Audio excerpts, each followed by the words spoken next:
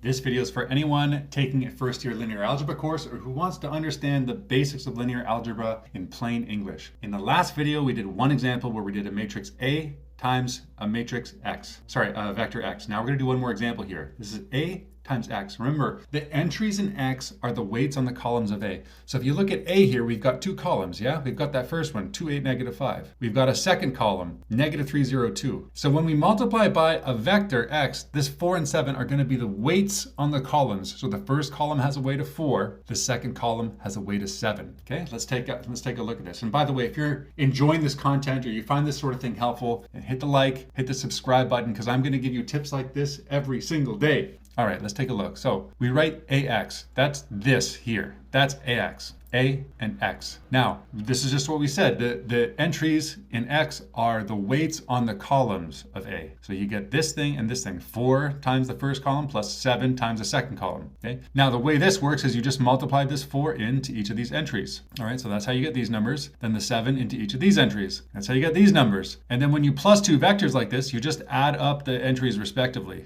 So you get these numbers, and that's the answer, okay? So that's A times X. If you don't know, I'm Sheldon. I have a master's in math from Waterloo. I used to grade exams for courses like this, and now I show you how to ace them.